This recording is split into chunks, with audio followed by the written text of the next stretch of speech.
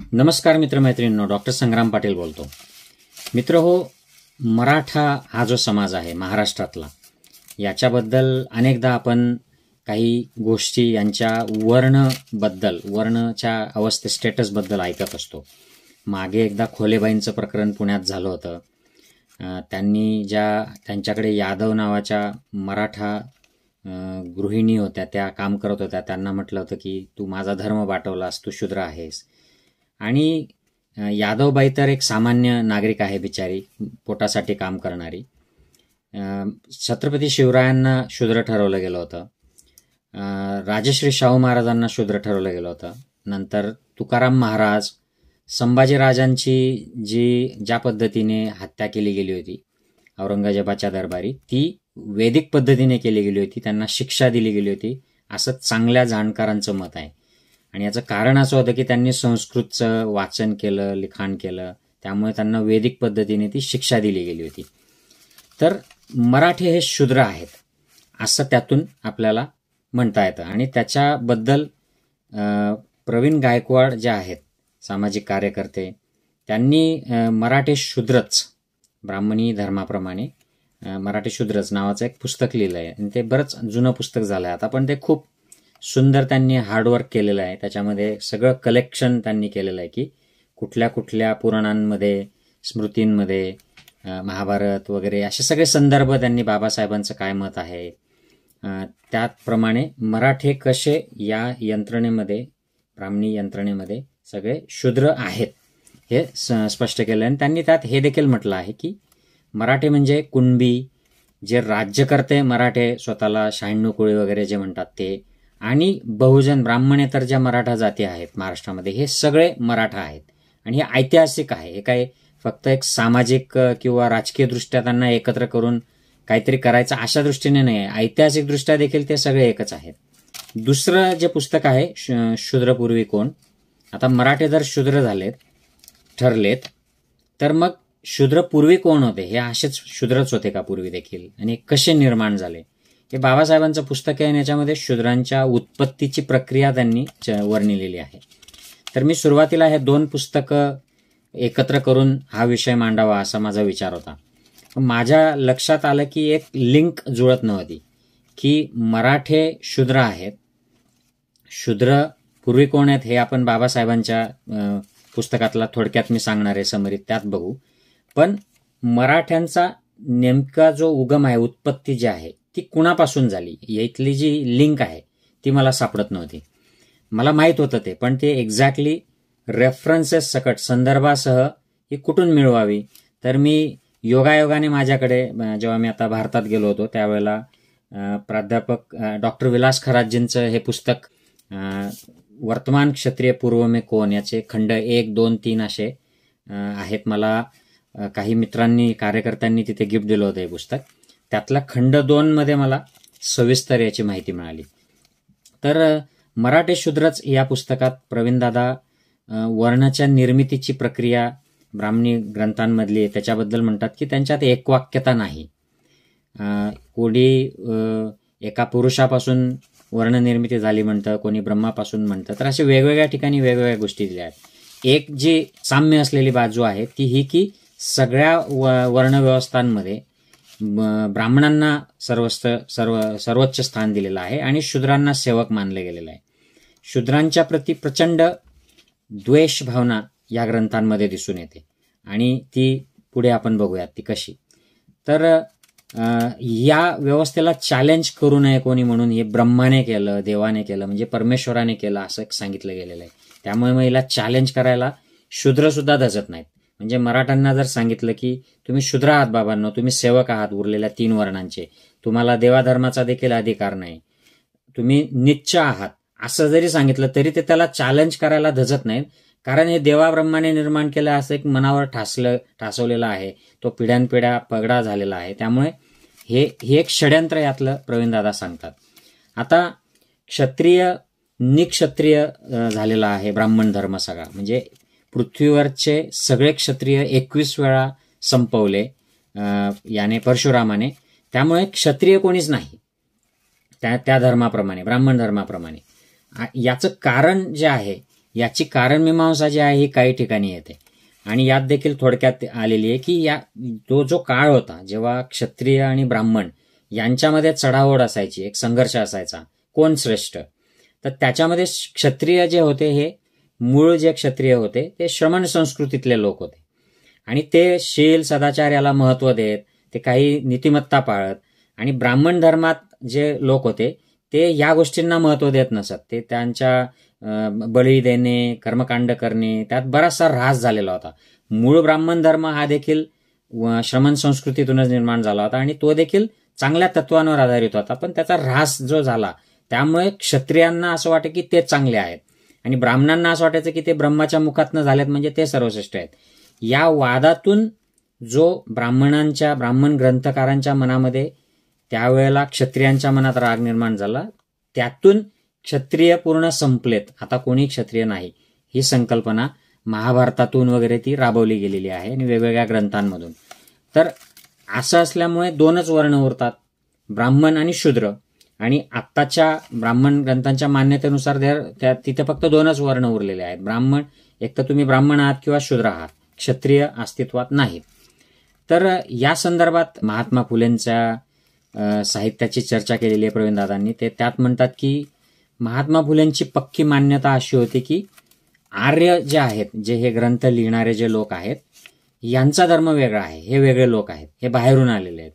आणि मूल निवासी जे लोक आहेत त्यांना महात्मा फुले हिंदू म्हणत. सामान्य हिंदूजन हे इथले लोक आहेत आणि ते बाहेरचे लोक आहेत. हे बाहेरचे लोक येऊन यांनी इथल्या मूलनिवासींची फसवणूक केलेली आहे, त्यांना गुलाम बनवलेलं आहे, त्यांना शूद्र बनवलेलं आहे.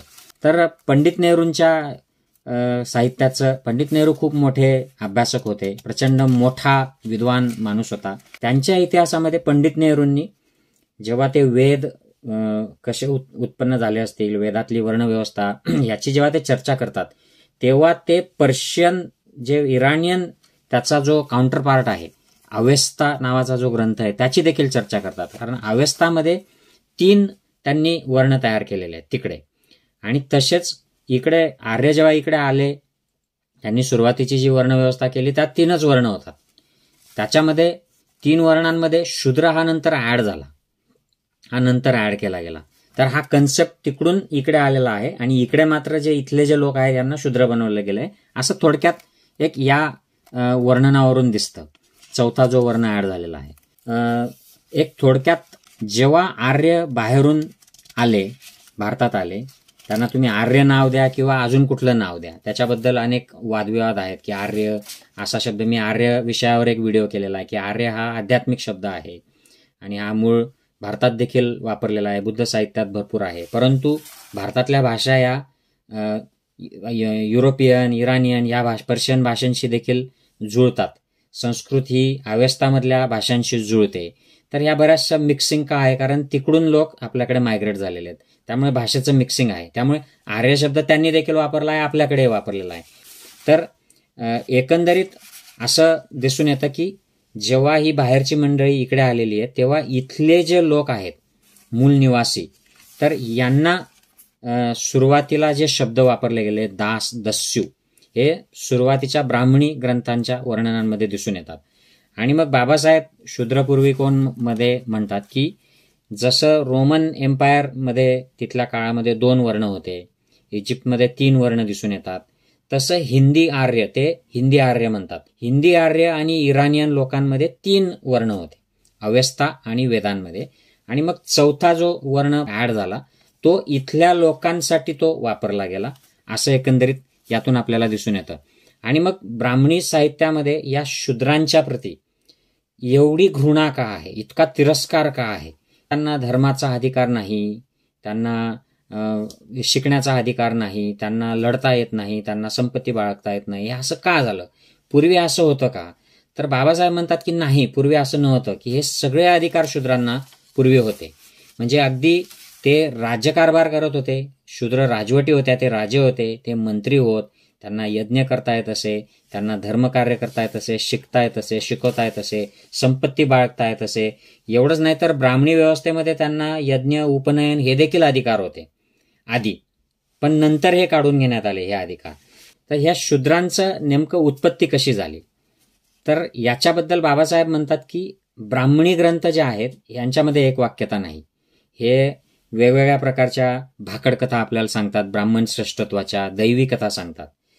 मग याच्यासाठी आपल्याला युरोपियन जे ग्रंथकार आहेत त्यांचा आधार घ्यावा लागतो. आणि युरोपियन ग्रंथकारांमध्ये देखील वेगवेगळे मतं आहेत. शूद्र कसे उत्पन्न झाले त्याच्याबद्दल बाबासाहेब म्हणतात की यांच्यात वेगवेगळे मतप्रवाह असले तरी काही बाबतीत यांच्यामध्ये मत सारखं आहे. आणि ते मुद्दे त्यांनी शूद्रपूर्वी कोणमध्ये दिलेले आहेत हे तुम्ही स्क्रीनवर बघा की त्यांचं मत कशावर एक होतं आहे युरोपियन अभ्यासकांचं, की ज्यांनी वैदिक वाङ्मय तयार केलं ते आर्यवंशीय लोक होते. हे लोक मूळचे बाहेरचे, त्यांनी इन्व्हॅजन केलं, भारतात ते आले आणि इथले जे मूळ निवासी जे होते रहिवासी दास दस्यू त्यांना आणि त्यांचं आणि या आर्य जे लोक होते यात वेगवेगळे होते अर्थातच, कारण आर्य बाहेरून नॉर्थमधून आलेले होते, ते गोरे होते. स्थानिक लोक तेवढे गोरे नव्हते, काळे होते. आणि मग येणाऱ्या लोकांनी मूळ रहिवासी लोकांवर विजय मिळवला आणि ते जिंकल्यानंतर त्यांना गुलाम केलं गेलं. त्यांना शेतीचे कामं किंवा खालचे जे कामं आहेत ते तुम्ही करायचे, सेवा करायची, आणि ते शूद्र केलं गेलं. याच्याबद्दल युरोपियन जे लेखक आहेत यांच्यामध्ये साम्यता आढळून येते, एकमत आढळून येतं. तर मग आता पुढचा जो मुद्दा आहे तो की शूद्रांची उत्पत्तीची झाली. ब्राह्मणी ग्रंथ आपल्याला सांगतात की ती परमेश्वरी आज्ञेने झाली.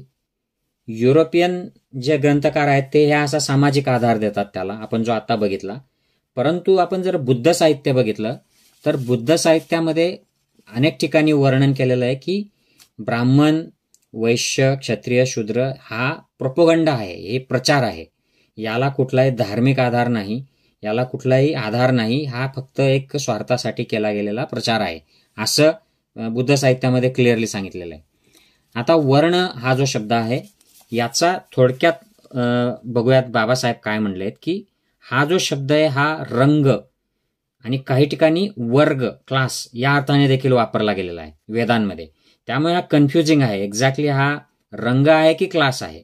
आणि काही ठिकाणी वर्ण हे देवांना उद्देशून देखील म्हटलेलं आहे. तर याची तुलना बाबासाहेब अवेस्ता जे पर्शियन आहे, इराणियन, त्याच्यामध्ये जे काय डिस्क्रिप्शन आहे त्याशी करतात. ते म्हणतात की तिथे देखील वरण, वरेन असे शब्द आलेले आहेत आणि ते धर्मश्रद्धा किंवा धार्मिक तत्व या अर्थाने आलेले आहेत. आणि आपली श्रद्धा असलेले जे आहेत ते वरेण आणि परकी श्रद्धा बाळगणारे जे आहेत ते अन्य वरेण अशा अर्थाने हे अवेस्तामध्ये आलेलं आहे. तर इथे बाबासाहेब साम्य सांगतात की हे तिकडून इकडे उचलून आणलेलं कन्सेप्ट आहे, हा इथला भारतातला कन्सेप्ट नाही. वर्णव्यवस्था जो आहे हा बाहेरचा कन्सेप्ट आहे. आणि इथे आल्यावर मात्र त्यात एक वर्ण ऍड केला गेला. इथले जे स्थानिक मूल निवासी होते त्यांना क्षुद्र केलं गेलं आणि हे ब्रह्माचं आहे, देवाचं आहे, ईश्वरी आज्ञा आहे, तुम्ही आमचे सेवक आहात असं त्यांच्यावर लादलं गेलं. बाबासाहेबांचं म्हणणं आहे की दास आणि दस्यू हे जे आहेत हे सुरुवातीच्या ग्रंथांमध्ये येतात, सुरुवातीच्या वर्णनांमध्ये. नंतरच्या अलीकडचे जे ग्रंथ आहेत ब्राह्मणी साहित्य याच्यामध्ये दास दस्यू येत नाही, तर यात शूद्र येतं. म्हणजे हे तीच मंडळी जेव्हा हरले, टप्प्याटप्प्याने त्यांना हरवलं गेलं, गुलाम बनवलं गेलं आणि मग शूद्र म्हणून त्यांना केलं गेलं, असं हे यातून आपल्याला दिसून येतं. आता पुढचा जो मुद्दा आहे की हे शूद्र जे आहेत हे भगवान बुद्धाच्या काळातही लोकांना शूद्र म्हटलं जायचं. हा चौथा वर्ण त्यावेळेला एस्टॅब्लिश झालेला होता ऑलरेडी. काही लोक जे शूद्र झाले, ज्यांना हरवलं गेलं, जे गुलाम बनवले गेले, ते त्यावेळी देखील होते बुद्धाच्या काळात. पण मेजॉरिटी जो क्लास होता हा क्षत्रिय होता. क्षत्रिय म्हणजे हा त्यावेळेला त्याला क्षत्रिय नसत म्हणत. क्ष हा संस्कृत भाषेतला शब्द आहे की जी नंतर विकसित झाली येशू ख्रिस्ताच्या आसपास. आधी त्याला खत्तीय किंवा खेत्तीय म्हटलं जायचं. बुद्ध साहित्यामध्ये याचं वर्णन खत्तीय, खेत्तीय अशा अर्थाने येतं. म्हणजे खेत राखणारे किंवा क्षेत्र राखणारे असे जे लोक होते यांच्या राजवटी होत्या.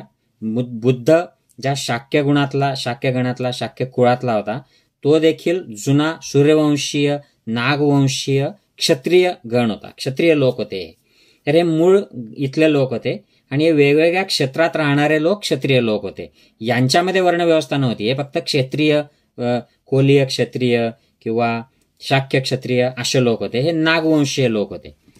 म्हणजे याचा अर्थ आपल्याला असं दिसतो की बाबासाहेबांचं शूद्रपूर्वी कोण होते याचा सारांश बाबासाहेब म्हणतात की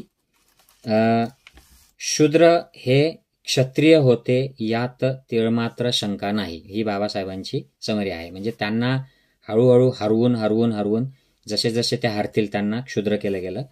पुढे आपल्याला असं दिसतंय की जे ब्राह्मणांच्या मार्गाला, ब्राह्मण धर्माला मानत नव्हते त्यांना 2 प्रकारचे शब्द वापरलेले आहेत, 3 प्रकारचे शब्द वापरलेले आहेत. ते आपल्याला पुढच्या वर्तमान क्षत्रिय पूर्व में कौन थे या पुस्तकात, विलास खरातजींच्या पुस्तकामध्ये दिसून येतं. तर त्या पुस्तकामध्ये हा आता 3रा आणि शेवटचा भाग आहे. याच्यात ते मराठ्यांविषयी काय माहिती देतात. तर सर्वप्रथम महाराष्ट्राविषयी ते डिटेल देतात की महाराष्ट्र हा कन्सेप्ट कुठे होता, सर्वप्रथम याचा इतिहास कुठे आहे. तर इतिहास कुठे शोधायचा असेल आपल्याला तर आपण पुस्तकं, ग्रंथ किंवा शिलालेख किंवा उत्खननामध्ये बघतो. तर सगळ्यात आधी महाराष्ट्राचा उल्लेख हा अशोकाच्या शिलालेखांमध्ये येतो. हा उल्लेख रामायण, महाभारत, वेद किंवा ब्राह्मणी स्मृती, ग्रंथ, पुराणं याच्यात कुठेच येत नाही. म्हणजे मराठा, महाराष्ट्र हा कन्सेप्ट त्यांच्या दृष्टीने हा फॉरेन होता, त्यांनी त्यात इन्क्लूड केलेला नाही. मात्र अशोकाच्या शिलालेखामध्ये हा कन्सेप्ट येतो आणि तो महारत्त नावाने येतो. म्हणजे पुढे याचं महारठ्ठ असं झालेलं आहे. युवान सांग जो 7व्या शतकात चीनी प्रवासी आला होता त्याच्या पुस्तकांमध्ये याला महालोतो असा शब्द आलेला आहे आणि लोकांविषयी वर्णन करताना महारत्ती. तर रत्त किंवा रठ्ठ म्हणजे प्रदेश आणि महा म्हणजे मोठा. तो मोठा या अर्थाने की तो 5 प्रदेशांचा बनलेला होता. 5 कोणते प्रदेश होते तर अप्रांत म्हणजे कोकण, विदर्भ, अस्मक, मुलक म्हणजे मराठवाडा आणि कुंतल म्हणजे पश्चिम महाराष्ट्र. तर या सगळ्याचा मोठा प्रदेश म्हणून महारत्त आणि पुढे त्याला महारठ्ठ असं नाव पडलं. तर हा प्रदेशावरून आलेला शब्द आहे. मराठ्यांमुळे किंवा महारांमुळे महाराष्ट्र असं काही लोकांनी जातीवाचक ते कनेक्ट केलेलं आहे, ते चुकीचं आहे, हे यातून सिद्ध होतं. तर दुसरा जो मुद्दा विलास खरातजींनी घेतलाय तो म्हणजे मराठा कुठून आले. कारण मराठा हा शब्द धर्मग्रंथांमध्ये नाही, हा पाली जे साहित्य आहे त्याच्यामध्ये देखील नाही. महारत्त आहे, महारठ्ठ आहे, पण मराठा लोक या अर्थाने तो शब्द नाही. मग हा शब्द काय तर हा खूप अलीकडचा शब्द आहे मित्रांनो. आणि जुना जो शब्द आहे हा कुणबी आहे. तर मराठा शब्द कुणबी जो प्राचीन शब्द आहे हा कुडिमी, कुर्मी असा शिलालेखांवर आढळून येतो, जे सम्राट अशोकाचे जे आहेत. सम्राट हर्षवर्धनच्या काळामध्ये कुटुंबीन म्हणजे शेती करणारे या अर्थाने हा शिलालेखांवर मेन्शन केलेला शब्द आहे. आणि मराठा शब्द केव्हा प्रचलित झाला याच्याबद्दल the new Cambridge history of India 1400 ते 1600च्या काळामध्ये महाराष्ट्राचा जो प्रदेश आहे याच्यामध्ये जे बहामनी राजे होते म्हणजे मुस्लिम राजे, यांनी जेव्हा सैन्य भरती सुरू केली तेव्हा ह्या कुणबींना मोठ्या संख्येने घेतलं आणि दक्षिणेतल्या तमिळ स्पीकिंग जे सैनिक होते यांच्यापासून त्यांना वेगळं संबोधण्यासाठी हे यांना मराठा म्हणू लागले. म्हणजे पहिल्यांदा कुणबी लढवयांना मराठा शब्द कोणी वापरला आहे तर तो मुस्लिम राजांनी वापरलेला आहे. त्याच्यानंतर कुणबी त्या मुस्लिम राजवटीनंतर कोणाचं राज्य आलंय तर आपल्याकडे प्रिडॉमिनंटली शिवरायांचं स्वराज्य आलेलं आहे. शिवराय आपल्या सैन्याला मराठा म्हणत नाहीत, आपल्या राज्याला मराठा साम्राज्य म्हणत नाहीत. ते आपल्या सैन्याला मावळे म्हणतात, जनतेला रयत म्हणतात आणि आपल्या स्वराज्याला स्वराज्य, हिंदवी स्वराज्य असं म्हणतात. ते मराठा म्हणत नाहीत, लक्षात घ्या. संत तुकाराम महाराज मराठा म्हणत नाहीत, ते स्वतःला कुणबी म्हणतात आणि ते हिंदू देखील शब्द वापरत नाहीत. आपण जर रामदास यांचं साहित्य बघितलं तर रामदास महाराष्ट्र म्हणतात, रामदास मराठा धर्म म्हणतात. पेशव्यांच्या साम्राज्यामध्ये याला मराठा साम्राज्य म्हटलं गेलं, परंतु शिवराय, तुकोबा यांनी मराठा शब्द वापरला नाही, यांनी हिंदू शब्द देखील वापरलेला नाही. तर थोडंसं अजून आपण महाराष्ट्रातल्या राजवटींबद्दल बघूयात की सम्राट अशोकाने महाराष्ट्रावर रूल केला, कारण ते त्याच्या शिलालेखामध्ये त्याचं राज्य म्हणून आलेलं आहे. तर हे झाले मौर्य. मग अजून सातवाहन, वाकाटक, कंदप, चालुक्य, राष्ट्रकूट, यादव अशा वेगवेगळ्या राजवटी आल्या आणि यांनी महाराष्ट्रावर राज्य केलं. पण यांच्या कोणाच्याच नावावरून महाराष्ट्राला नाव पडलेलं नाही. महाराष्ट्र हे महारठ्ठ या अर्थाने आलेलं आहे. तर यातले जे चालुक्य, राष्ट्रकूट हे जे आहेत यांच्या काळामध्ये हे जे कुणबी होते, कुटुंबीन, तर हे गावातले हेच मेजॉरिटी, कारण तेच होते फक्त, दुसरं कोणी समाज तिथे नव्हताच त्यावेळेला. तर यांच्या गावामध्ये सत्ता असायच्या आणि गावाला खूप महत्त्व असायचं. या चालुक्य राष्ट्रकूट यांच्या काळामध्ये गावाचा एक प्रमुख असायचा आणि त्या प्रमुखाला अष्टपतलिक असं नाव असायचं. लक्षात घ्या, या अष्टपतलिक वरनं पुढे पाटील शब्द झालेला आहे, आपल्याला दिसून येईल. आणि दुसरे जे प्रशासन आणि शासनामधले जे इन्चार्ज असायचे त्यांना महत्तर किंवा मोहत्तर असं म्हटलं जायचं. आता पतलिक कसं झालं ते कळलं. या महत्तरचं महार झालं पुढे. हे सगळे आहेत कुणबी, सगळे आहेत एकाच वंशाचे, एकच लोक आहेत, परंतु इथे त्यांचं डिव्हिजन सुरू झालंय. परंतु इथे चालुक्य आणि राष्ट्रकूटाच्या काळात या जात म्हणून डिव्हिजन नाही, फक्त कामाचा ही विभागणी आहे, जातीची विभागणी नाही. पुढे मात्र जसा ब्राह्मणवाद वाढत गेला, उदाहरणार्थ यादव काळामध्ये याच लोकांना जातीमध्ये विभागलं गेलं. म्हणजे मराठा हे पाटील जे आहेत हे जात झाली आणि महार ही जात झाली आणि हे स्ट्रिक्ट रूल्स होत गेले. त्यांना मग रोटीबेटीचे व्यवहार पुढे बंद झाले, त्यांच्यामध्ये वितुष्ट निर्माण झालं. हे पुढे वाढत गेलं यादवांनंतर. हर्षवर्धनाच्या काळात नव्हतं, चालुक्य राष्ट्रकूटाच्या काळात नव्हतं, हे यादवांच्या काळामध्ये ही ब्राह्मणवादी व्यवस्था वाढली आणि सेटल झाली. आता मग हे जे कुणबी होते हे कोण होते, तर हे काही इतिहासकारांचे दाखले इथे विलासकारात देतात, ते बघूयात आपण. विका राजवाडे असतील किंवा बी.डी. सातोरकर असतील, यांच्या निष्कर्षानुसार कुणबी हे नागवंशीय लोक होते. आणि आपल्याला वेगवेगळ्या सोर्सेसवरून आता हे कन्फर्म झालंय की नागवंशीय लोक हे क्षत्रिय लोक होते.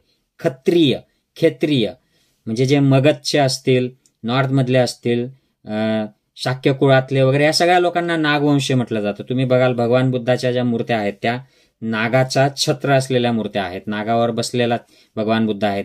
पुढे हे ब्राह्मणी साहित्यामध्ये नागाचं छत्र आहे विष्णूला, गळ्यातला नाग हा शंकराला, हे ब्राह्मणी देवदेवतांनी देखील त्यातूनच ते घेतलेलं आहे. तर हे नागवंशीय लोक हे पूर्वीचे क्षत्रिय आणि हे कुणबी लोक पुढे झालेले आहेत. तर हे मायग्रेट झालेले लोक होते वरून. पूर्वापार हजारो वर्षाचं हे मायग्रेशन चाललेलं होतं. आणि पुष्यमित्राची जेव्हा सत्ता स्थापन झाली, मौर्यांचा त्याने नायनाट केला आणि पुष्यमित्रांचं ब्राह्मणी साम्राज्य आलं, त्यावेळेला मोठ्या प्रमाणावर अजून मायग्रेशन झालं. तर तेव्हा कोकण, महाराष्ट्र, कर्नाटका, गोवा या भागामध्ये हे कुणबी लोक मोठ्या संख्येने आले आणि आजही आपण बघतो की इथे हे मराठा म्हणून हे लोक राहतात या भागामध्ये. तर अवंतीप्रसाद मुर्मट हे जे आहेत हे नाग संस्कृतीचा त्यांनी कोश तयार केलेला आहे आणि हे अवॉर्ड विनिंग हिस्टोरियन आहेत. त्यांनी महाराष्ट्रातील जातींचा आडनावांवरून सगळा अभ्यास केलेला आहे. तर त्यांचा निष्कर्ष देखील तोच आहे की मराठा म्हणणारे आणि इतर ब्राह्मणेतर ज्या जाती आहेत महाराष्ट्रातल्या, ह्या सगळ्या मूळच्या नागवंशीय आहेत, पूर्वीच्या नागवंशीय क्षत्रिय आहेत. आता याच्याबद्दल अजून काही डिटेल रेफरन्सेस विलासकारात देतात.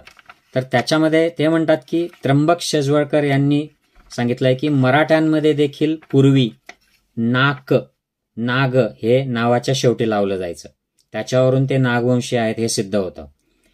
एक हवा करकरे म्हणून इतिहासकार आहेत, त्यांनी मराठ्यांचा इतिहास नावाचं जे पुस्तक लिहिलंय त्याच्यामध्ये देखील त्यांच्या अभ्यासामध्ये त्यांनी हाच निष्कर्ष सांगितला की पूर्वी मराठ्यामध्ये नाक हा शब्द लावला जायचा आणि ते नागवंशीय होते पूर्वी. सत्यशोधक समाजाचे भास्करराव जाधव यांनी एक अभ्यासपूर्ण लेख मांडला होता 1932 साली आणि त्यांनी खूप त्यावेळेला विद्रोही विचार मांडले होते. ते म्हणले होते की पूर्वी मराठ्यांचे पूर्वज हे वैदिक नव्हते, हे वैदिक विरोधी संस्कृतीचे होते. आणि आपल्याला माहित आहे की वैदिक विरोधी भारतात कोण संस्कृती होती, तर बौद्ध संस्कृती होती. मराठ्यांचे नागवंशीय जे क्षत्रिय पूर्वीचे होते ते वैदिक विरोधी बौद्ध होते आणि त्यांची ब्राह्मण पंथात जो समावेश केला गेला हा फसवणूक करून केला गेलेला आहे, असं मत त्यांनी त्यावेळेला मांडलेलं आहे. पूर्वी यांचे पूर्वज हे बौद्ध होते, मात्र त्यांना वैदिक पंथामध्ये घेतलं गेलं, फसवून घेतलं गेलं. आजही आपण बघतो एखादा वेगळ्याच विचारसरणीचा असतो, अगदी सेक्युलर गांधीवादी, पण तो या ना त्या कारणाने हिंदुत्ववादी पक्षात चालला जातो. तर ते त्यावेळी देखील तशा गोष्टी झालेल्या आहेत. आता इतर उदाहरणं त्यांनी म्हणलेत की पांडुरंगाला बुद्धरूपी मानलं जातं आणि संपूर्ण बहुजन समाज, मराठा समाज महाराष्ट्रातला त्याला मानतो. तुकाराम महाराजांनी मानलं, इतर संतांनी मानलं. बाबासाहेबांचं एक अप्रकाशित पुस्तक आहे, या पुस्तकाचं फक्त प्रस्तावना उपलब्ध आहे, बाकीचं पुस्तक नाही आहे. त्याच्यात त्यांनी म्हणलंय की मराठे आणि महार हे एकच आहेत आणि हे नागवंशीय क्षत्रिय आहेत. पूर्वी योद्धार म्हणून एक घोषणा इथले क्षत्रिय लोक किंवा क्षत्रिय लोक हे वापरायचे, योद्धार. पुढे याचा अपभ्रंश महाराष्ट्रामध्ये जोहार असा झालेला आहे, जौहार म्हणतात त्याला. तर पूर्वी मराठे महार ह्या सगळ्या ज्योती जेव्हा कुणबी होत्या, एकच होत्या, त्यावेळेला हे संबोधन वापरलं जायचं एकमेकाला. पुढे महारांनी हे सोडलं नाही. आज देखील आपल्याला ते जोहार म्हणताना दिसतात. मराठ्यांनी हे सोडलं.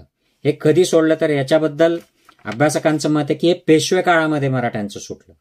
पेशवे काळामध्ये रामराम म्हणा, जोहार म्हणू नका असे फरमान काढले गेले, असं सांगितलं गेलं आणि मग ते रामराम लोक म्हणायला लागले, असं प्राध्यापक विलास खरात यांनी मांडलेलं आहे.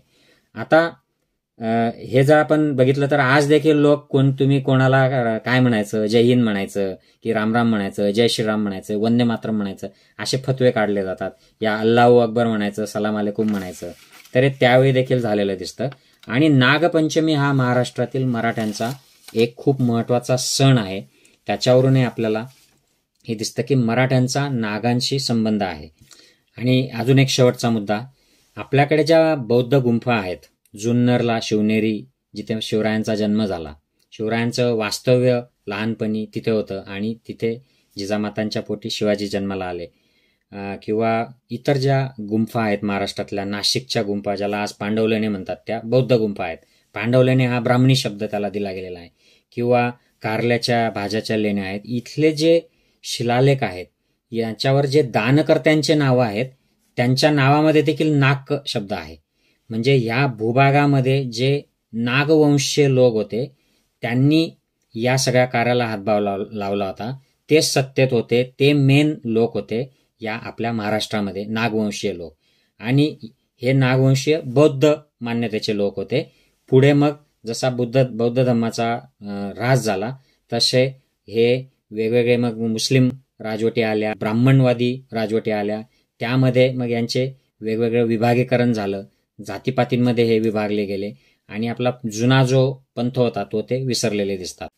आता प्रश्न असा पडतो की काही मराठा लोक स्वतःला क्षत्रिय मानतात, 96 कुळे वगैरे हे जे म्हटलं जातं. तर याचं स्पष्टीकरण असं आहे मित्रांनो की जे डॉक्टर विलास खरातांनी दिलंय आणि हे इतर इतिहासकारांचंही मत आहे की जेव्हा ब्राह्मणी वर्चस्व वाढलं तेव्हा त्यांना काही लोक लढायसाठी हवे होते. म्हणून त्यांनी काही इन्फ्लुएन्शियल लोकांना, ज्यांच्याकडे संपत्ती होती, ज्यांच्याकडे ताकद होती, अशा लोकांना एक विधी केला, शुद्धीकरण विधी, हे विधी ते विधी, आणि त्यांना क्षत्रिय म्हणजे पृथ्वी निक्षत्रिय झालेली असताना या काही लोकांना त्यांच्या पक्षामध्ये सहभागी करून घेतलं आणि तुम्ही क्षत्रिय आहात असं त्यांना दर्जा दिला. आणि त्यांचा उपयोग करून मग जे उरलेले लोक ते त्यांचेच बांधव, त्यांना शूद्र म्हणून त्यांनी कंट्रोलमध्ये ठेवलं. असा यांचा उपयोग जो झालेला आहे मराठ्यांचा, तसाच उपयोग उत्तर भारतामध्ये ज्या लोकांना एंट्री देऊन क्षत्रिय केलं गेलं त्यांना राजपूत क्षत्रिय असं म्हटलं गेलं. आणि त्यांचा उपयोग करून म्हणजे उरलेले जे आपले त्यांचेच भावंड आहेत, जे पूर्वीचे बुद्धिस्ट मान्यतेचे आहेत, ज्यांना क्षुद्र ठरवलं गेलेलं आहे, त्यांच्यावर कब्जा करवण्यासाठी त्यांचे विहार नष्ट करणे, त्यांचे भिकूंना खून करणे, त्यांना नष्ट करणे, या सगळ्या गोष्टीसाठी त्यांचा उपयोग करून घेतला गेला. तर प्रत्यक्षात हे नवक्षत्रिय जे आहेत ते जुन्या क्षत्रियांचेच भावंड आहेत, परंतु नव्या आणि जुन्यांना वेगळं करून त्यांच्यामध्ये हा असा वाद लावून क्षत्रिय लोकांची नासधूस झालेली आहे.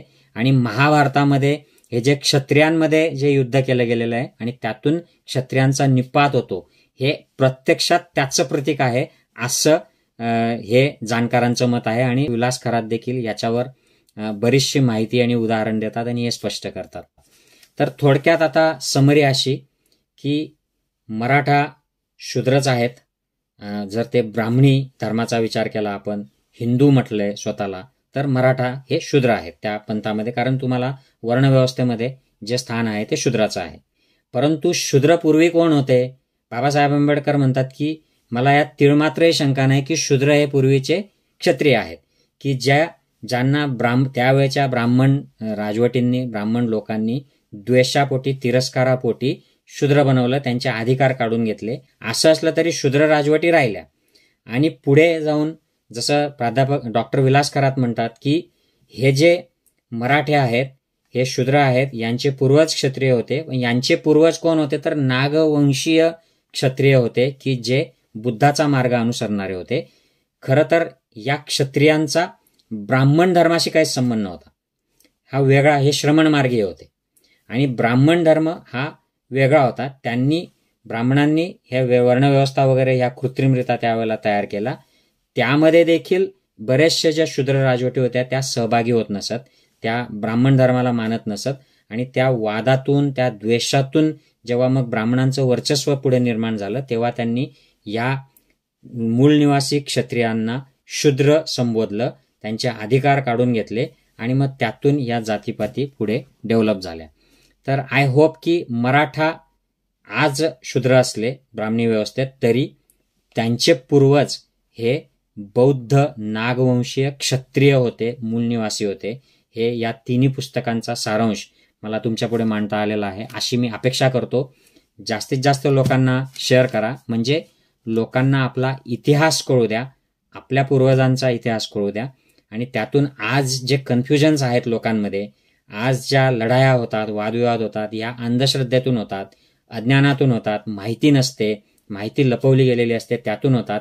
यावर आपल्याला प्रकाश टाकता येईल आणि पुढे मूव्ह होता येईल. एकदा आपल्याला इतिहास कळला की मग पुढे मूव्ह व्हायला मदत होते. जय हिंद, जय महाराष्ट्र मित्रांनो.